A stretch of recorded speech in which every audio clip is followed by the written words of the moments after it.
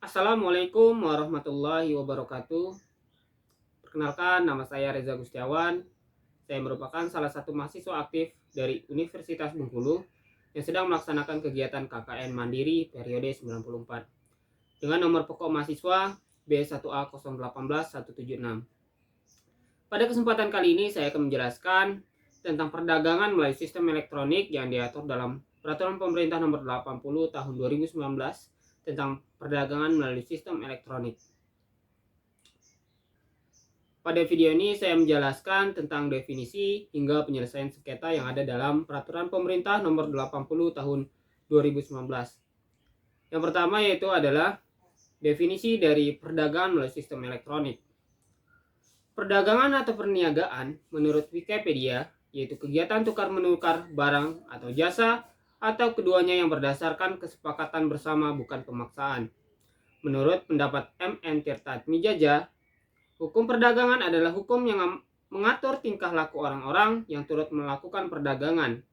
Perdagangan adalah pemberian perantaraan antara produsen dan konsumen, membeli dan menjual, dan membuat perjanjian yang memudahkan dan memajukan pembelian dan penjualan itu. Perdagangan dalam pasal 1 angka 1 Undang-Undang Nomor 7 Tahun 2014 tentang perdagangan, bahwa perdagangan adalah tatanan kegiatan yang terkait dengan transaksi barang dan atau jasa di dalam negeri dan melampaui batas wilayah negara dengan tujuan pengalihan hak atas barang dan atau jasa untuk memperoleh imbalan atau kompensasi. Selanjutnya, sistem elektronik adalah serangkaian perangkat dan prosedur elektronik yang berfungsi mempersiapkan, mengumpulkan, mengolah, menganalisis, menyimpan, menampilkan, mengumumkan, mengirimkan, dan atau menyebarkan informasi elektronik yang diatur dalam pasal 1 angka 3 Peraturan Pemerintah Nomor 80 Tahun 2019 tentang perdagangan melalui sistem elektronik.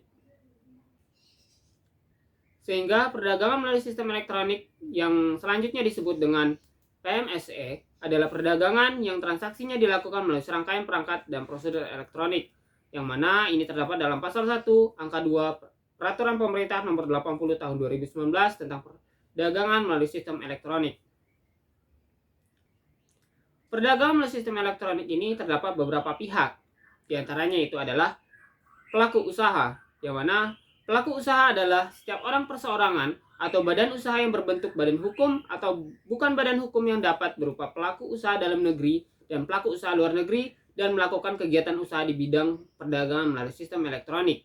Pasal 1 angka 6 Peraturan Pemerintah Nomor 80 Tahun 2019. Yang kedua yaitu adalah konsumen. Konsumen adalah setiap orang pemakai barang dan atau jasa yang tersedia dalam masyarakat, baik bagi kepentingan diri sendiri, keluarga, orang lain, maupun makhluk hidup lain, dan tidak untuk diperdagangkan. Pasal 1 angka 17 Peraturan Pemerintah Nomor 80 Tahun 2019. Yang ketiga yaitu adalah pribadi. Pribadi adalah orang perseorangan yang menjual barang dan atau jasa secara temporal dan tidak bertujuan komersial. Pasal 1 angka 9 Peraturan Pemerintah Nomor 80 Tahun 2019. Yang terakhir yaitu adalah instansi penyelenggaraan negara, yang mana para pihak ini terdapat dalam pasal 4 ayat 1 Peraturan Pemerintah Nomor 80 Tahun 2019. Selanjutnya, perdagangan melalui sistem elektronik berdasar pasal 3 Peraturan Pemerintah Nomor 80 Tahun 2019 tentang perdagangan melalui sistem elektronik menganut prinsip-prinsip sebagai berikut. Yang pertama, itikat baik, yaitu pelaku usaha dan konsumen dalam melakukan perdagangan melalui sistem elektronik wajib memiliki itikat baik, di mana pelanggaran atas asas ini berakibat batalnya kesepakatan di antara para pihak dengan tidak mengurangi atau mengabaikan hak-hak dari pihak yang memiliki itikat baik dalam melakukan perdagangan melalui sistem elektronik. Yang kedua, ada kehati-hatian, yaitu pelaku usaha dan konsumen wajib bersikap hati-hati dalam melakukan perdagangan melalui sistem elektronik, di mana segala informasi elektronik sehubungan dengan pelaku usaha, konsumen, barang dan atau jasa yang menjadi objek perdagangan, serta syarat dan kondisi dari perdagangan barang atau jasa melalui sistem elektronik wajib dipahami dengan baik. Yang ketiga, adanya transparansi, yaitu pelaku usaha dan konsumen wajib secara transparan menyampaikan segala informasi elektronik sehubungan dengan pelaku usaha, konsumen, barang atau jasa yang menjadi objek perdagangan, serta persyaratan dan ketentuan dari perdagangan barang dan atau jasa melalui sistem elektronik wajib dipahami dengan baik. Yang keempat, ada keterpercayaan, yaitu pelaku usaha wajib membangun sistem elektronik dengan baik yang layak dipercayai demi menjaga kepercayaan pengguna sistem elektronik yang diselenggarakannya. Yang kelima, ada akuntabilitas, yaitu perdagangan melalui sistem elektronik wajib dilakukan oleh para pelaku usaha dan konsumen secara akuntabel dengan memperhatikan ketentuan peraturan perundang-undangan dan etika yang berlaku umum. Yang keenam, ada keseimbangan, yaitu pelaku usaha dan konsumen wajib menjamin bahwa hubungan hukum yang dilakukan dilandasi oleh semangat untuk saling menguntungkan sesuai dengan harapan dan pengorbanan yang diberikan oleh masing-masing pihak. Yang terakhir, ada adil dan sehat, yaitu adanya kesetaraan kesempatan dan kedudukan dalam kegiatan usaha antar pelaku usaha perdagangan melalui sistem elektronik untuk mewujudkan iklim usaha yang kondusif sehingga menjamin adanya kepastian dan kesempatan berusaha yang sama. Dalam pasal 9 ayat 1, para pihak dalam perdagangan melalui sistem elektronik itu harus memiliki, mencantumkan, atau menyampaikan identitas subjek hukum yang jelas, yang mana identitas bagi individu maupun badan hukum dapat berupa kartu tanda penduduk, izin usaha, nomor surat keputusan pengesahan badan hukum, nomor identitas pelaku usaha perdagangan melalui sistem elektronik yang diberikan oleh menteri, nomor rekening bank, atau nomor telepon seluler. Pada ayat 2, setiap perdagangan melalui sistem elektronik yang bersifat lintas negara wajib memenuhi ketentuan peraturan perundang-undangan yang mengatur ekspor atau impor dan peraturan perundang-undangan di bidang informasi dan transaksi elektronik. Selanjutnya dalam pasal 12 ayat 1, peraturan pemerintah nomor 80 tahun 2019, dalam melakukan perdagangan melalui sistem elektronik, pelaku usaha wajib membantu program pemerintah, yaitu antara lain A. Mengutamakan perdagangan barang dan atau jasa hasil produksi dalam negeri. B. Meningkatkan daya saing barang dan atau jasa hasil produksi dalam negeri. Dan C. Penyelenggara perdagangan melalui sistem elektronik dalam negeri wajib menyediakan fasilitas ruang promosi barang dan atau jasa hasil produksi dalam negeri. Selanjutnya, penawaran secara elektronik harus memuat informasi, paling sedikit 7 informasi yang terdapat dalam pasal 39 ayat 1. Yang pertama yaitu ada spesifikasi barang dan atau jasa. Yang kedua, harga barang dan atau jasa yang ditawarkan. Yang ketiga, persyaratan dalam kesepakatan. Yang keempat, mekanisme dan sistem pembayaran serta tanggung waktu pembayaran. Yang kelima, mekanisme dan sistem pengiriman barang dan atau jasa. Keenam, resiko dan kondisi yang tidak diharapkan. Dan ketujuh, pembatasan pertanggungjawaban apabila terjadi resiko yang tidak diharapkan. Pada ayat 2, pasal 39, penawaran secara elektronik itu sah dan memiliki kekuatan hukum yang mengikat apabila terdapat pernyataan niat atau kehendak yang jelas dan spesifik dalam penawaran serta syarat dan kondisi dengan cara penawaran yang jujur, adil, dan berimbang atau fair, dan pembatasan waktu tertentu. Pasal 39 ayat 4, yaitu pelaku usaha harus tetap bertanggung jawab terhadap penawaran secara elektronik yang dimuat dalam sistem elektronik meskipun tidak memenuhi ketentuan sebagaimana dimaksud pada ayat 2. Penyelenggara perdagangan melalui sistem elektronik itu wajib menyimpan data pribadi sesuai standar perlindungan data pribadi dari APEC Privacy Framework. Pemilik data pribadi berhak untuk meminta penghapusan data pada sistem jika pemilik data pribadi bermaksud untuk keluar, berhenti berlangganan, atau berhenti menggunakan jasa dan sarana perdagangan melalui sistem elektronik. Yang mana pada pasal 59 ayat 2, standar perlindungan data pribadi atau kelaziman sebagaimana dimaksud pada ayat 1 paling sedikit memenuhi kaidah perlindungan seperti A. Data pribadi harus diperoleh secara jujur dan sah dari pemilik data pribadi yang bersangkutan, disertai dengan adanya pilihan dan jaminan adanya upaya pengamanan dan pencegahan kerugian pemilik data tersebut. B. Data pribadi harus dimiliki hanya untuk satu tujuan atau lebih yang dideskripsikan secara spesifik dan sah, serta tidak boleh diproses lebih lanjut dengan cara yang tidak sesuai dengan tujuan tersebut. C. Data pribadi yang diperoleh harus layak, relevan, dan tidak terlalu luas dalam hubungannya dengan tujuan pengolahannya sebagaimana disampaikan sebelumnya kepada pemilik data.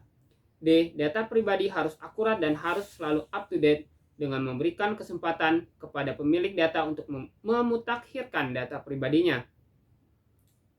Yang Data pribadi harus diproses sesuai dengan tujuan perolehan dan peruntukannya serta tidak boleh dikuasai lebih lama dari waktu yang diperlukan. F. Data pribadi harus diproses sesuai dengan hak subjek pemilik data sebagaimana diatur dalam peraturan perundang-undangan. G.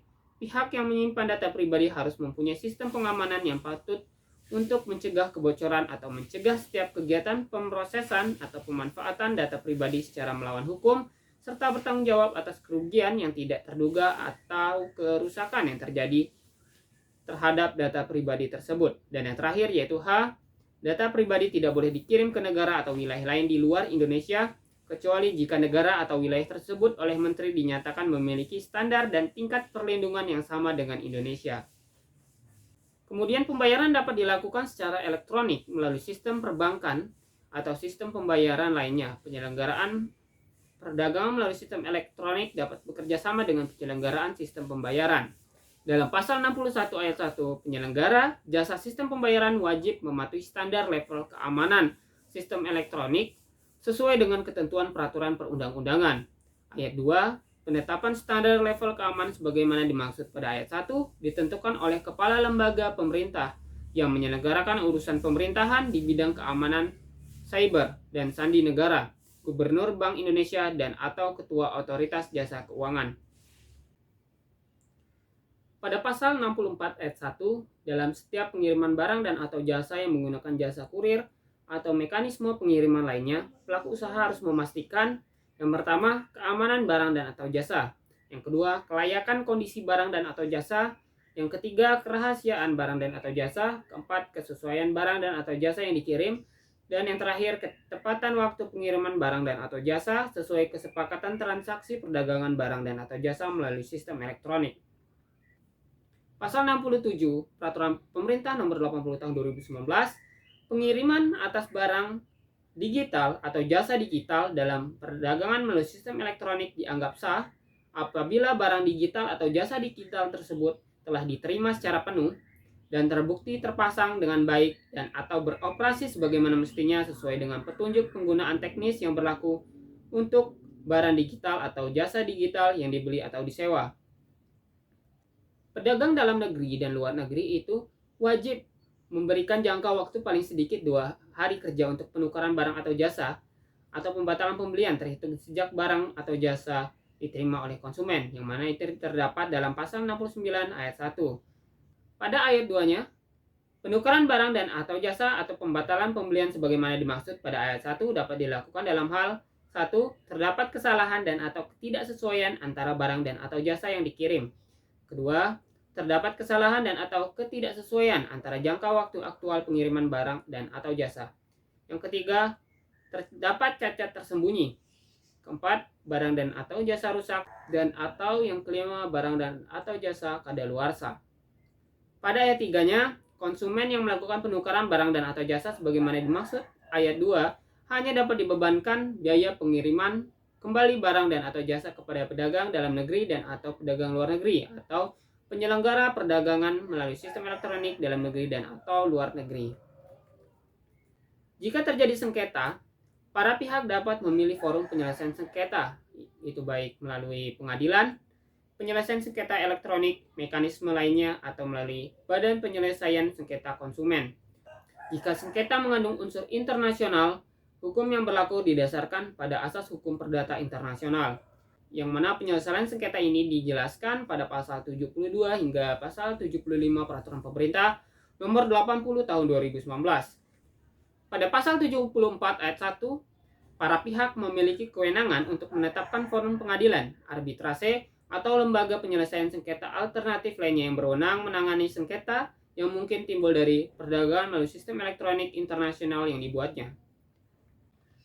Pada pasal 74 ayat 3, dalam hal para pihak memilih menyelesaikan sengketa perdagangan melalui sistem elektronik internasional melalui forum penyelesaian sengketa yang ada di Indonesia, maka lembaga yang berwenang menyelesaikan sengketa tersebut yaitu Pengadilan Negeri Jakarta Pusat atau lembaga arbitrase atau alternatif penyelesaian sengketa lainnya sesuai dengan ketentuan peraturan perundang-undangan. Dalam pasal 75, dalam hal para pihak merupakan pelaku usaha luar negeri yang melakukan transaksi dengan konsumen Indonesia dan tidak melakukan pilihan hukum dan pilihan forum penyelesaian sengketa, maka penyelesaian sengketa dilakukan melalui lembaga yang bertugas menyelesaikan sengketa antara konsumen dan pelaku usaha atau peradilan yang berada di lingkungan peradilan umum sesuai dengan ketentuan peraturan perundang-undangan di bidang perlindungan konsumen. Mungkin hanya itu saja yang dapat saya sampaikan tentang perdagangan melalui sistem elektronik yang diatur dalam Peraturan Pemerintah Nomor 80 Tahun 2019. Jika ada kekurangan, saya mohon maaf. Kepada Allah saya mohon ampun. Saya akhiri. Assalamualaikum warahmatullahi wabarakatuh.